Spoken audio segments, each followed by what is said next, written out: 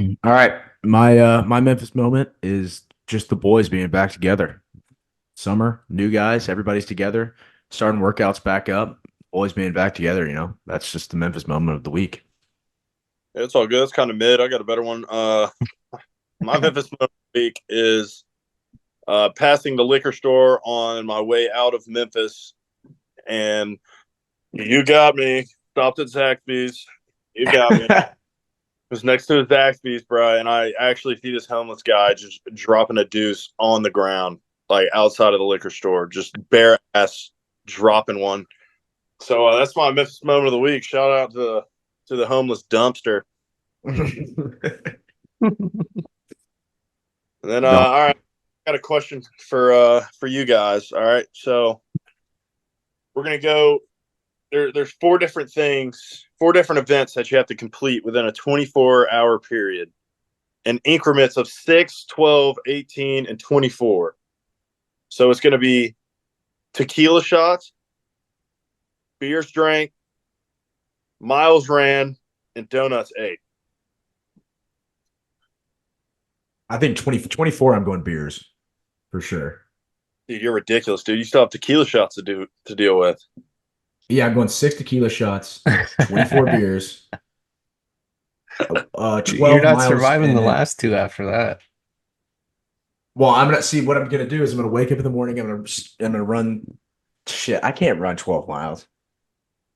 Dude, that's what All I'm right. saying. All right. 6 miles, 12 tequila shots, 18 beers, 24 donuts. That's what I'm going with. That's what I'm going with. We're getting black, dude. Oh, yeah. What? Wait, 24. What's the other amount? It's 6, 12, 18, and 24. Oh, damn. All right. Yeah, I'll take 24 donuts. Ah, Dude, it's hard, bro, because it's like 12 tequila shots and 18 beers is so much. Like, I'll probably take 18. No, I might run the 18 and then I'll do the 12 beers and six shots. you are skinny. I would rather, I will sit, I'm saying this on the Triple Crown podcast right now. I would rather take 24 tequila shots than run 12 miles. And I'm standing by that. Oh, dude, this is so. I'm just gonna put my hockey cardio to use and hopefully it still works. Bro, this is so hard because it's like I'm looking at tank, so I mean I could pound some brews. Like I'd probably go 18 brews, 24 donuts. Um, I mean, and the donuts, come on, crushed. That's the easiest part. They got to be Krispy Kreme warm donuts. Like that's the only way. 24 You gotta donuts. sandwich them. You gotta sandwich them. Yeah. So I'm going 24 donuts, 18 beers, dude. 24 hours. Oh, dude, this is hard because I really I could knock out 12 miles, but with all the brews, oh god. I'm gonna go 12 miles and 6 tequila shots. All right. The Jonah, what are you donuts doing are the Saturday? easy You want to one. put this to test? No way. I Go in increments of 1, 2, 3, and 4. don't even know if I could do that. Yeah, I'd go 1 mile, shots, 3 beers, 4 donuts. Oh yeah, I could do that. But if it was 4 miles, no. Yeah, no. The miles is what Wait, gets you. but you just told me that you're going to run 12 miles. Yeah. I don't think the challenge is getting completed. Dude, I'm gonna try it. But yeah, because it's like, all right, so let's say I'm fat, you got to pace yourself. Let's say I probably run, let's say I run a mile. I mean, I could run 1 mile in probably 8 minutes, but multiple, if we could keep around a 10, 12 minute pace, maybe I'll just knock out like 4 miles at the beginning. You know what I'm saying? Yeah. Probably be around an hour for 4 miles for me. Haven't ran miles in a while. And then, dude, yeah, I don't know. 12 miles is crazy. That's why you're taking 12 tequila shots. Yeah, I'm taking 12 shots. I'm Bro, blacking out. if you space that out over 24 hours, you're fine. Yeah, facts. That's one shot every 2 hours. I wake up at the butt crack, dude. I'm gonna rip probably 3 straight tequila shots. I'm gonna go 2 beer shotgun, 3 straight tequila shots, start running 4 miles. No, I'll go 3 miles first, yak immediately everywhere. Get back from the 3 miles, probably 2-3 more shots, a few more brews, complete the miles, and then yeah, you still got a long time for the 18 pack of beers and the 24 donuts. We could get it done easily. Yeah. But all right, I think that about wraps everything up, boys. Yeah. Show. Stay tuned for the Dakoda Shepley interview. Sure. Stay tuned. I appreciate y'all tuning in to another episode. Jonah Gamble, Just Temp, and Colby Dix. And thanks for coming on our podcast. All right, welcome back to another episode of the Crown Podcast. Your host, Jonah Gamble, Just Temp, and Colby Cox. Today we got a special guest on from the Cowboys. We got Dakoda Shepley. Played college ball, British Columbia. Played some years professionally with the CFL, and now plays for the Dallas Cowboys, which is sick. And I appreciate you coming on, dude. Yeah, thanks for having me, fellas. Sure. All right, Dakoda, I kind of want to know, growing up in Canada myself, we're all kind of born with a pair of skates. So I want to know, did you start off playing hockey first, or did you just kind of get straight into football? I actually started off playing baseball. I think it's probably the easiest thing for a kid to get into as far as sports goes. My dad played baseball the most growing up. He wasn't like too big into sports, but baseball was a sport. But I only played that until it was like pitch, until you could pitch, until it wasn't t-ball. Like I stopped playing because honestly, I was just bored and I didn't understand it. You know, I'm with you. I quit too because I was bored. Yeah, I'm just like standing out in the field waiting, and then I don't know what to do once the ball. The yellow ball's coming through the machine. Right. I didn't start playing, so I probably stopped playing baseball when I was 5, but I started playing hockey when I was like 8, and I always played road hockey. So I'm like, I'm going to play ice hockey. So I played ice hockey from when I was 8 until just about 17. I think when I was 17, that was the last year I played hockey. Most of high school, I played hockey. I played on the high school teams. Some travel before or during high school, during high school. And then, yeah, man, I love hockey. Playoffs right now, going crazy. Yeah, have you been watching them? Yeah, I was watching Vancouver in the first round there. That sucks. I'm watching the Stars, honestly. Stars Edmonton? Yeah, Stars Edmonton. I'm torn because I want McDavid to like kind of start his legacy a little bit as like a champion, but I'm also here in Dallas and like want to go to a Dallas Stars game, and if they're in the Stanley Cup, like going to that game would be insane. So yeah, I'm torn right now, but hockey's lit, dude. Yeah, I want to see McDavid win too. It's about time he takes over. I know, and I kind of I don't know why, I just feel for him. I'm like, damn, dude, like he just does everything right, you just want him to win. These guys have no idea what we're talking about, by the way. Yeah, no, you sit and smile. He puts up what? Yeah, what did he put up like 140 points last year? Like that's crazy. He's a stud, dude. Yeah, he's a stud. Somewhere around. So how did you go from hockey to football then? So I was playing hockey in the 9th grade. 9th or 10th grade. It must have been 10th grade. And I had broken my hand playing hockey. It broke this bone right here. You can see my pinky's kind of messed up. So I had to go see the surgeon, and I didn't end up needing surgery, but the surgeon just gave me a whole 30-minute talk on why I should be playing football instead of hockey. He's like, you're too big. At the time I was probably 6'3", whatever, in 10th grade. And he's like, you could get a scholarship, you could go, get school paid for, get a good education, in hockey, you either go to the NHL or you go play in the whatever league and then die there, Yeah. So my mom was sitting in that room with me and heard the conversation, and we left there, and she was like, football sounds like a good idea. So I started playing, really committing to football and kind of phased out of hockey in the 10th grade and started playing football in the 11th grade. Really took it serious. Were you playing AAA? No, I played single A actually. Hey, I was there too, but Yeah, I dropped down later on just to play with the boys. Yeah, I played single A, and then I started playing house league because all my friends were like playing house league. So I'm like, I'm just gonna go play on the yellow team, and like just like play with my buddies on Sunday. Actually, it was my cousin. My cousin was playing in the league. I was like, let's play in the same league, and we did. So That's the getting go around with the boys. How'd you break your hand dropping the mitts? Yeah, dude. So, yeah, it's still like, listen to this. Oh yeah. Yeah. That's just Yeah. Hockey and O-line hands. Whew. Yeah, dude. Actually, mine aren't that bad.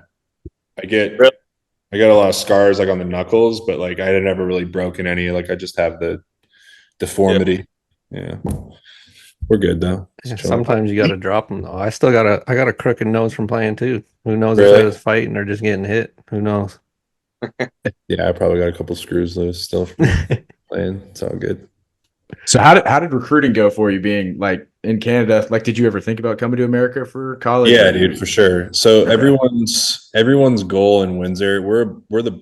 So I'm from Windsor, Ontario, Canada. Okay. That's the border city to Detroit, Michigan. So if either of you guys or any of you guys have ever been to Detroit, it's literally like, I don't even know, half a mile. The river is like half a mile wide. And everything in Windsor is like Americanized. Like our radio stations are all American, or we get the local channels from Detroit, like very influenced by America. So by Michigan, namely. Mm-hmm. So everyone who plays football in Windsor is like, I'm going D1. You know, they got D1 bound in their bio,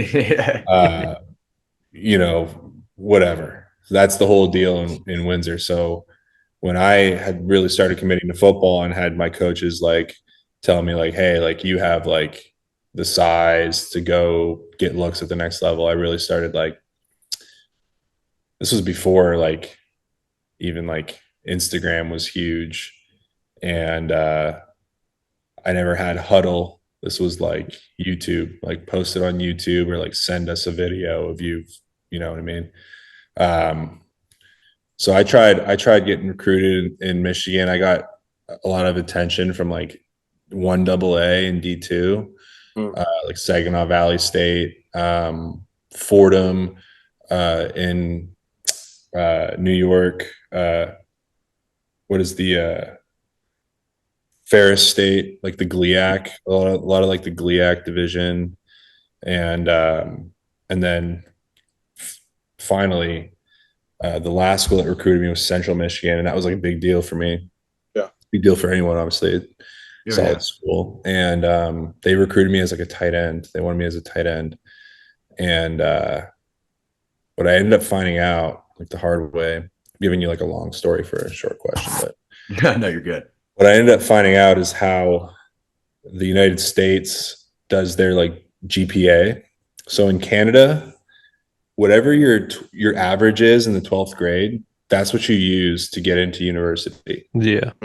Those 8 classes from the 2 semesters, whatever you average 89, that's your average. Okay. In America, they do, like you guys know, the core 16. So 9, 10, 11, 12, math, science, social study, whatever. Yeah. Language. And then that's your average. I sucked shit at math in 9th and 10th grade.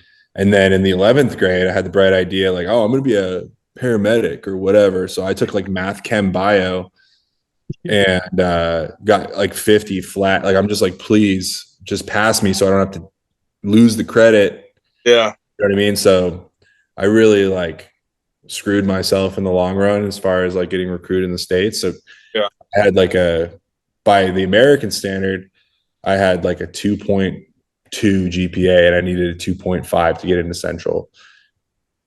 And then I had like an 89% average and got into the University of British Columbia, which you guys might not know, but it's like the 20th academic globally ranked school in the world at the time. When I got recruited, it was like the Dude, that's academic powerhouse. What's that? Yeah. So yeah, that's how it ended up working out. So I ended up going to like a globally ranked academic like powerhouse of a school, but couldn't get into Central Michigan because of my grades when I was 14. Yeah, You know what I mean? So I mean, it ended up working out, but I definitely had a from there like an uphill battle to get to, definitely. the NFL. So Yeah, I know. They also, I think grade 11 is when you can drop math and science too, or maybe 12. 11, yeah. But as soon as they gave me that option, I dropped that so quick because I was the same as you. Biology, I got a 51. I was like, just pass me. Yeah, dude. I ended up majoring in English and creative writing at Yeah. University of UBC. So and I liked that. Like that was my thing. Yeah. I don't know. Anyway, yeah. Yeah, That's how recruiting for you was different too because we're born the same year. We're both 94. So Oh, really? Instagram, Twitter, and all that didn't come out till we were what, grade 10 or 11? Yeah, Twitter. I remember getting a Twitter in the 10th grade and it being like no one was on it. Yeah. And I remember getting Instagram in the 10th grade as well, maybe the 11th grade even. And that was like it had just like really came out. Like no one was on it. Like, oh, we got to get on Instagram. Like we were telling people to get on Instagram. Yeah. Yeah. So like, yeah, recruiting these days is like insane. Like you can literally go viral off like a clip of you doing something. Like, bro, like Zion Williamson is probably like one of the first ones. Yeah, true. You know, like going viral in high school, like dunking on people and whatever. And they're like, he's how big? You know, he went viral and got so much attention from just like dominating in high school. It's crazy. Yeah. That wasn't a thing. Yeah, cause we had huddle and everything when I was in high school. So I mean, you just go in. It was pretty easy to make a highlight tape and send it out. You just, post it on Twitter, put it in your bio. Yeah, I know. And I'm pretty sure, like, I remember I had gone to like a football camp at University of Michigan in the 8th grade. Yeah. And I think that might have like deterred me from like taking football seriously because it was like so much so quick. And there was like bigger kids there that were like trying to get on Rivals. That was when Rivals first started like popping off too. I think this was in 2008.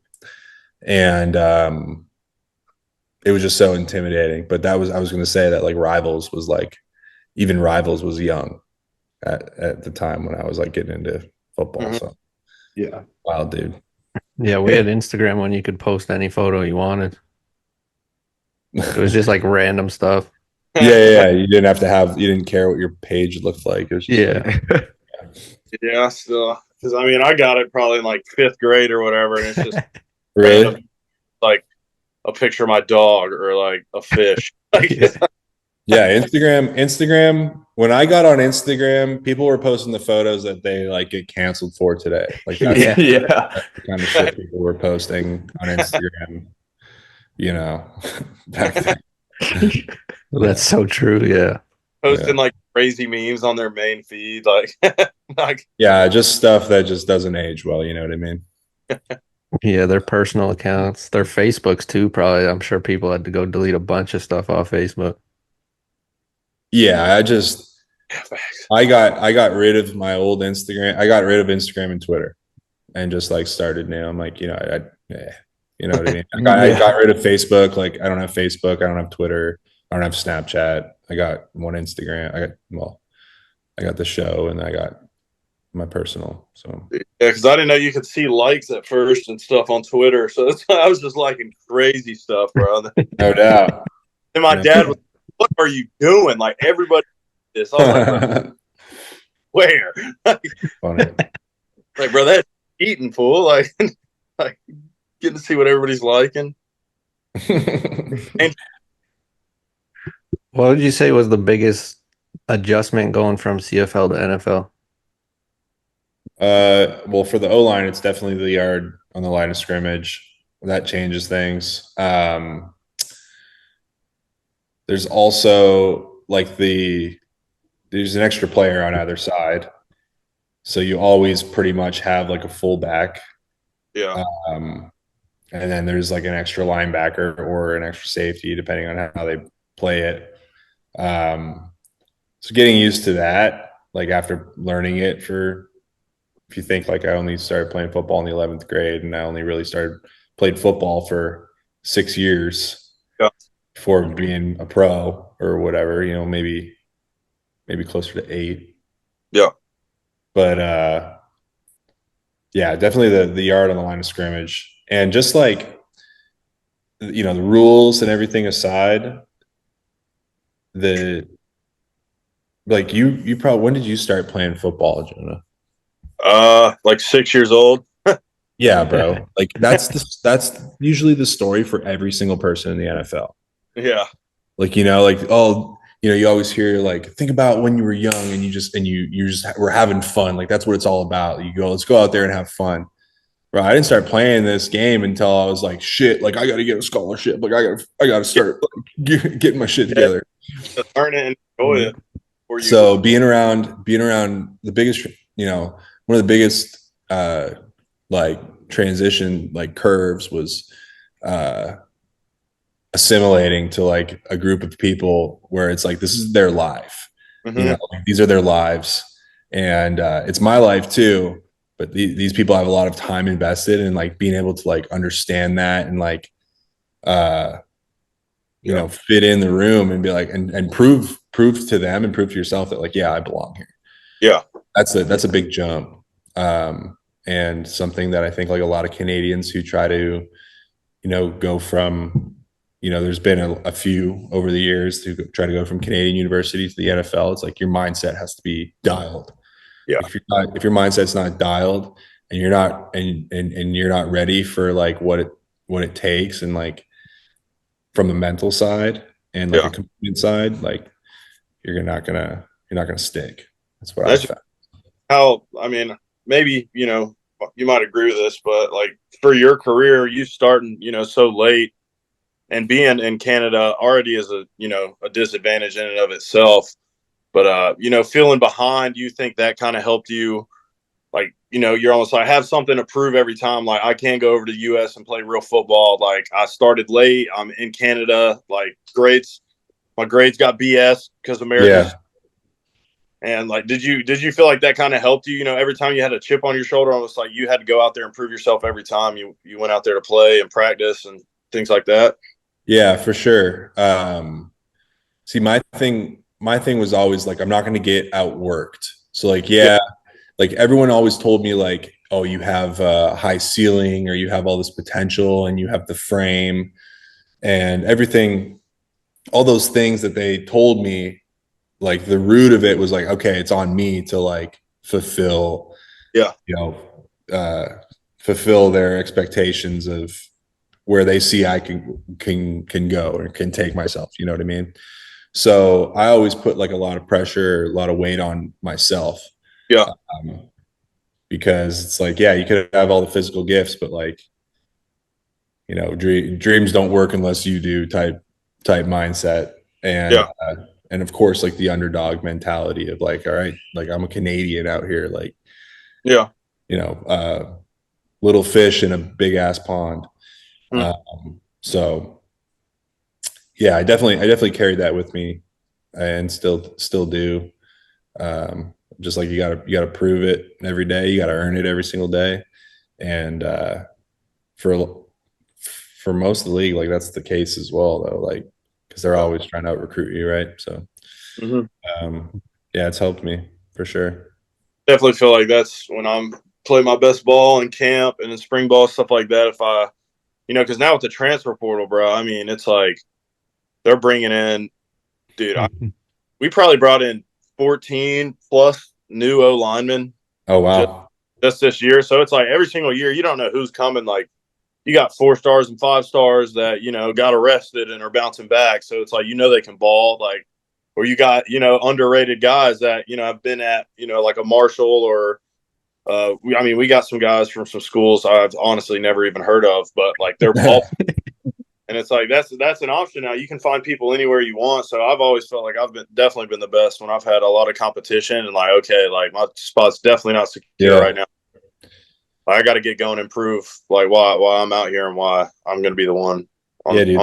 The crazy thing is that's the NFL. Every year there's a draft and then there's undrafted guys, and it's like they're bringing like there are people in the building.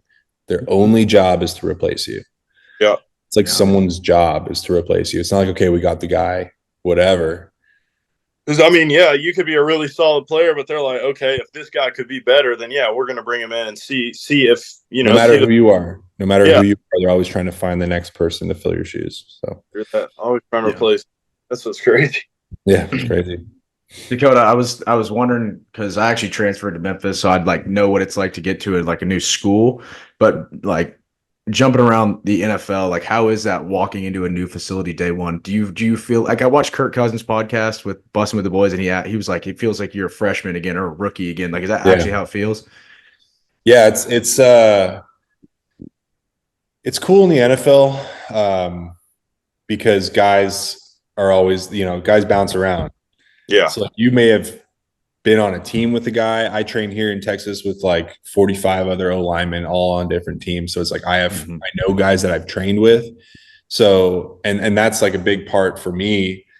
That was like kind of what I leaned into was like, okay, like we have mutual friends. Like I know you, like you kind of have my back. Like we can be friends. Like I have someone that I can like talk about ball with. I can talk about the playbook with. I feel comfortable like shooting a text, Instagram, whatever. Like that helps. But yeah, bro, like you're walking into a building where they speak a different language, a similar language, but it's a different language. It's new playbook. There's different verbiage. There's different calls. Like that's the part when you walk in, you're like, all right, like I gotta forget what I know. I gotta forget this word. This word doesn't mean this thing anymore. Like slide calls are different. IDs are different for different things. Like the words are different. Like, so sometimes you get overlap. Like it's happened to me so many times where like you go to a new spot. I go to a new spot and I'm like, I make a call and they're like, huh? I'm like, like you gotta like learn a whole dictionary. So, what's the new word for it? Yeah. And and then you stay with the same team and then they change the calls to like simplify it and like, oh, let's put these two words together. This is what it means now. So like awesome. For sure. But yeah, no, it's it definitely feels like that. Like you walk in, you try to find guys that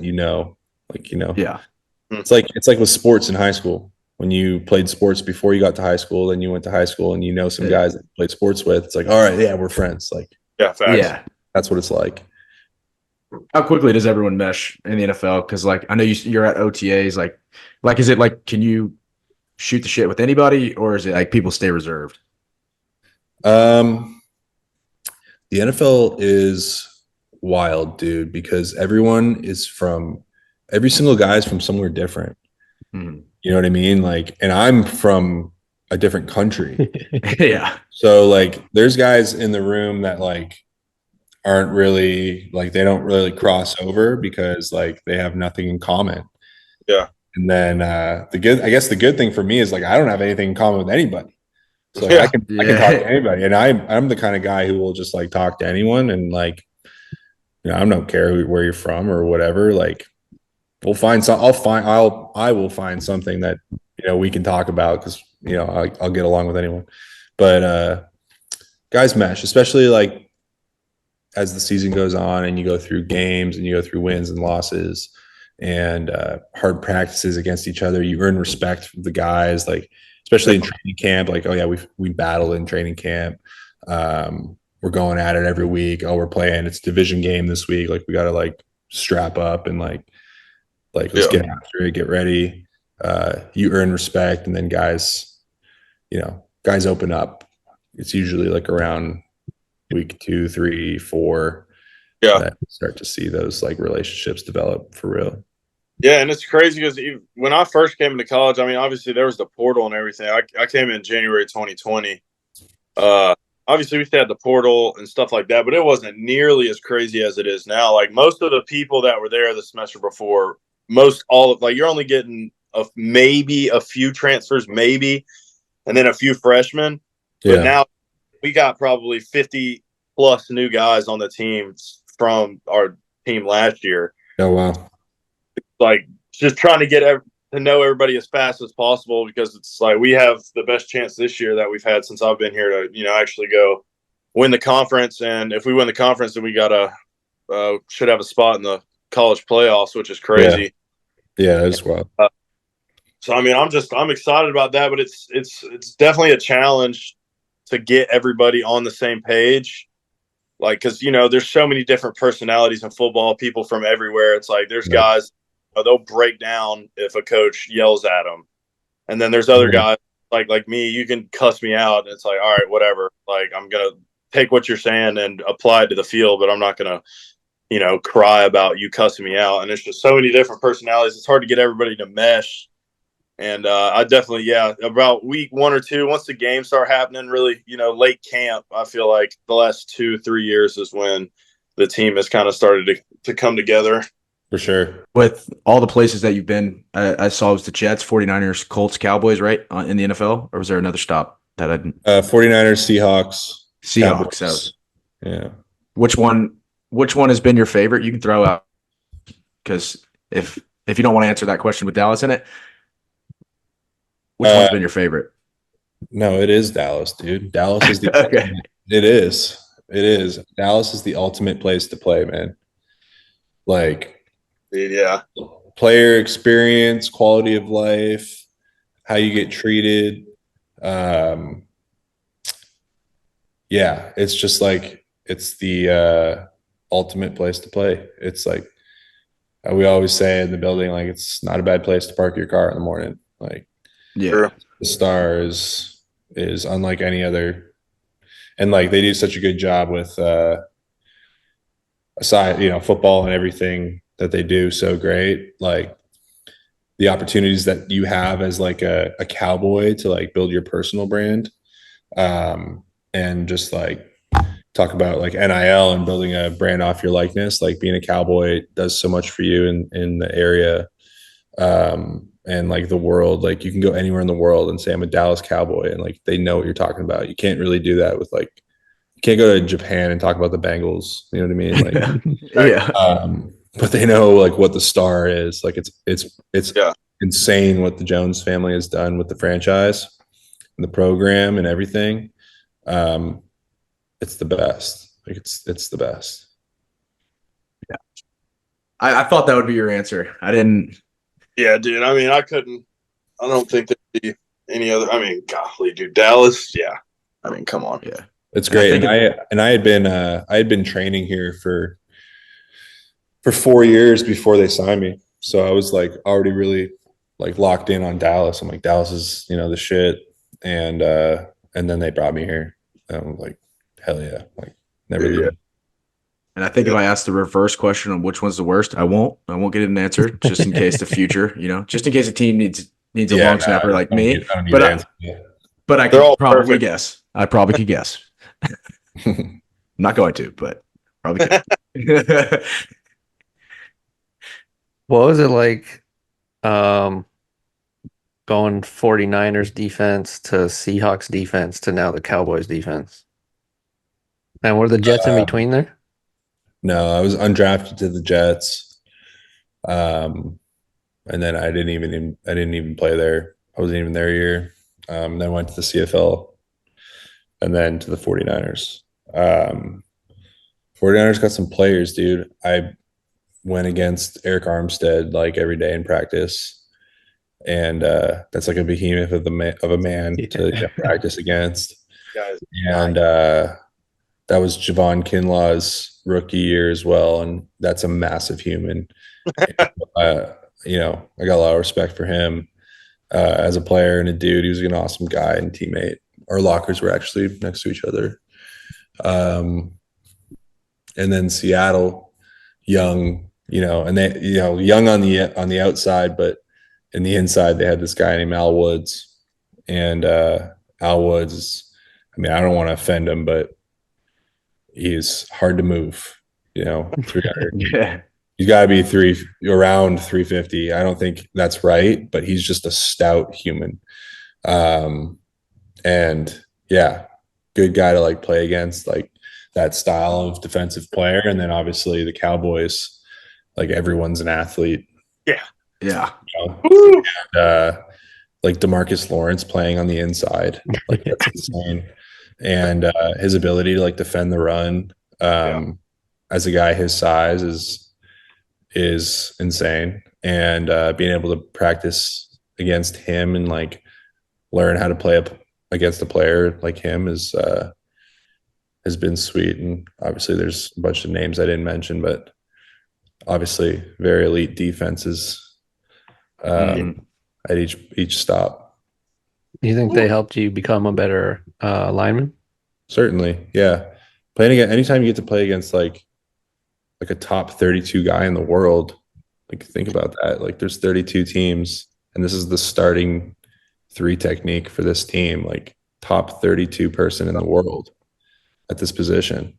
Yeah, and that's constantly going against them too. Not like Constantly going against them and like trying not to lose. Like you're playing to win. You're practicing. Like you're trying to get better. Like you go hard. Like that's the other thing, dude. Like that's the transition from Canadian football to the NFL is like you got to bring it every play. It's like there's no one's bad at football here. Like everyone's like got something to prove. So that's how you practice, and then it translates to the field. You practice how you play. So. From a body standpoint, obviously, O-line, trenches, just getting the crap beat out of you every practice game. And what did you do? Like, what steps did you take to like better your body? Like, are you really in on the rehab and prehab and things like that? Yeah, dude, you have to be. Like, so I went to school in Vancouver, and Vancouver is a very healthy city. I worked at like Lululemon when I played football. So like I got into yoga when I was playing college football, and like yoga has been like huge. And just not even yoga, just like knowing how to stretch and like understanding the importance of stretching. Like people, I just read David Goggins' book. Yeah. Which one? Can't Hurt Me. Yeah, I read that. I also listened to him talking about the book, and he talked about how stretching changed his life. Yeah. And he didn't know about stretching until he was like done the Marine or done the SEALs buds, like done serving, and he was doing marathon, and like stretching changed his life. Like you don't stretch. Like it's so important, like for your longevity and like ligament health and strength. And obviously like muscle elasticity, like all that stuff is so important, especially for we're in the same position all the time. Like your muscle, your ligaments, everything in your body gets used to being in that shape or that position. Yeah.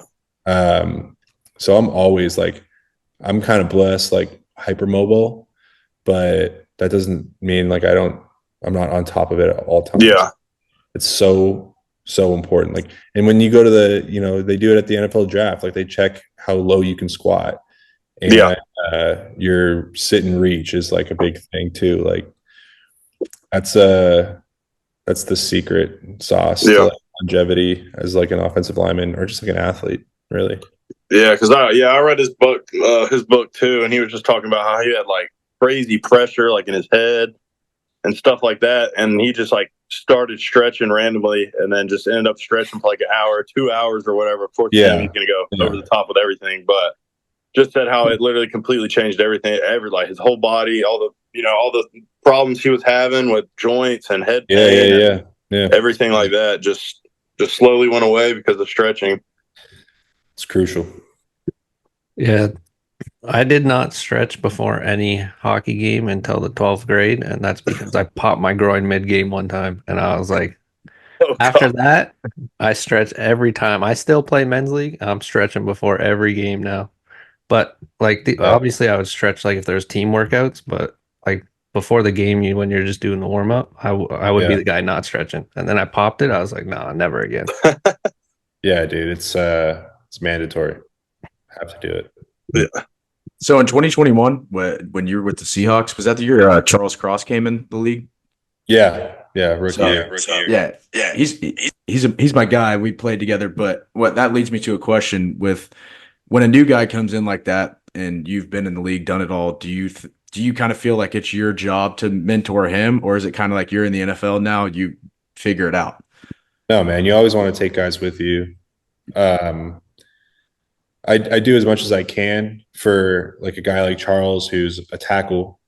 You know, I can't really offer much advice as far as like tackle technique, but like I learned how to play center, and like this is how I see it. And like you got to like know like, oh, like, you know, if the nickel's capped, then you're probably expecting edge pressure. Like be ready for that out call, or like when there's a twist game, it's a go, not an over call, or the difference between that. Like just where you can.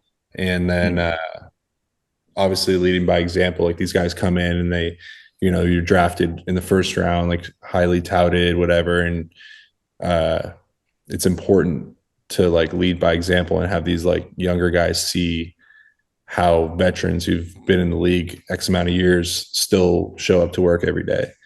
That's always been like my cause when new guys come into the room. It's like, all right, this is how we do things here. Like, this is how we prepare. This is how we practice. This is how we work out. This is our focus. This is our mentality when we, you know, show up to work every day. So, yeah, Charles is a good dude, man. Got a bright future and has done well for himself so far. We can stay healthy this year. You know, it's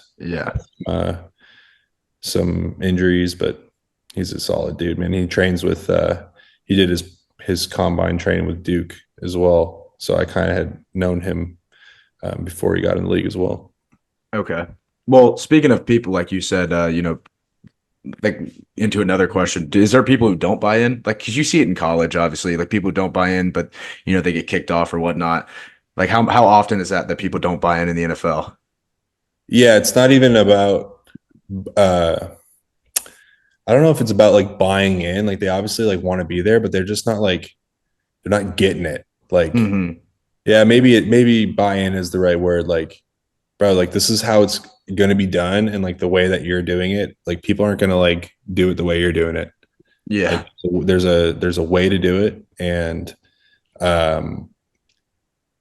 yeah, there you see it. There's always guys that come in, and you can kind of see it on them, and you hope they figure it out, and you try to do everything you can to say, like, you know, take them with you, and you know, hey man, like you gotta, you know, finish the drill, or like finish the block, or like run to the ball, like little things. And that's usually all it is like little things, like show that you want to be here and show that you want to make it and be be part of what we're doing here. And sometimes they get it and sometimes they don't. You know, it's unfortunate. Even if things don't work out on that team or whatever, if you're a guy that's been, you know, going all out, balls to the wall, learning the playbook quick and fast and hustling to the ball, you know, hopefully they'll have good things to say for other teams that might have an interest in you. Yeah, that, and yeah, it's you're creating your own identity in the league. Yeah. You know, if you show up and you aren't running to the ball, and no matter how many times they tell you to, or you're making the same mistake over and over and over again, then that is your reputation. Yeah. You know, so is there one lineman that you learned the most from once you got to the league? I mean, being around guys like Zach Martin and Tyron Smith, like they're pros. You know, when they're in the building, like they have such a process to what they do. When I first got into the league, there were you know, veterans in the Jets O-line room, like Brian Winters and Kelvin Beachum and James Carpenter, who were you know, they had their own process, and I was grateful to have guys like Brian Winters kind of show me how they do things, and again, lead by example, like they did things the right way. So yeah, every stop there's been guys. And then in Seattle, San Francisco, I'd be remiss to mention my buddy Mike McGlinchey. Mike is, again, he's a product of Notre Dame, and anyone I've ever met from Notre Dame is like the ultimate dude and like just a stand-up guy, salt of the earth, and does things the right way, and was gracious enough to like see me coming from the CFL to the 49ers, the NFL, and take me under his wing and kind of show me how to do things the right way. That's big, especially for a young guy, coming in. That's big for an older guy to kind of, help him along almost, hey, don't do that shit. And you're like, all right, bet. Like, Yeah, for sure. like, yes, sir. But All right. I also saw you were in Deadpool too. Yeah, I was in Deadpool 2 when I was in college. Yeah. How did that happen? what? They filmed it in Vancouver, and I had been in a few movies before that, and uh, once you do that, like your information gets put into like a database, like how tall you are, hair color, eye color, whatever. And then when they're looking for someone, they just like search that up, and like if you fit it, you get a call. So I went in, and it was for like an extra. It was like an extra in the movie, and then I did like the fitting for the costume and the makeup, and they take a picture, and then I left, and I got a call like an hour later, and they're like, "Hey," it was a casting director. She's like, "Hey, we love the way you look. We want to upgrade your role in the movie. We want to make you like this featured person in the movie." And I was like, "Sweet." She's like, "Can you fly to LA tomorrow to like get it done, like do what you need to do to do the role?" And I said, "Sure." So I ended up being this like Easter egg from the X-Men comics in Deadpool 2. My role was Omega Red.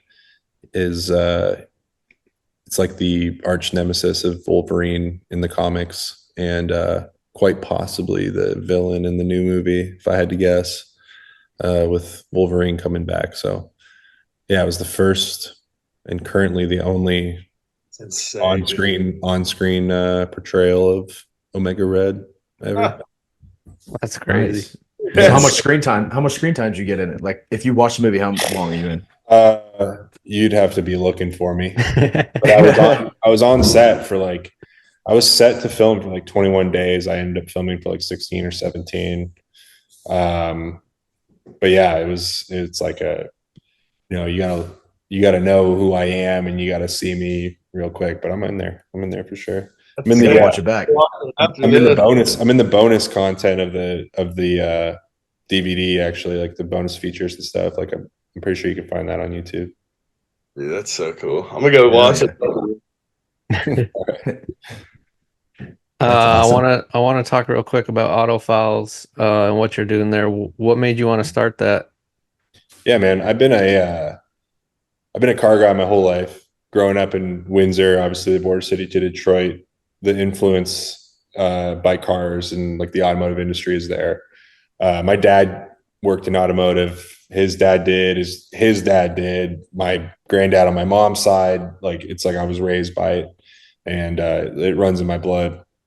So I've always been an enthusiast, and I've always like paid attention to like what cars come out that year. Like I know so much about cars, and like it's just what I care about. And so when I've gone to all these teams, like, starting with the Jets and then the 49ers and the Seahawks, like there's some crazy, crazy cars in the parking lot, in the parking garages, and guys drive something different every day. And here I am. I had this Instagram account where I just was posting the photos, like car spotting account, and I was just posting photos of cars I saw. And I'm like, you know what? There's enough cars that I've seen where like these guys have to care like what they drive.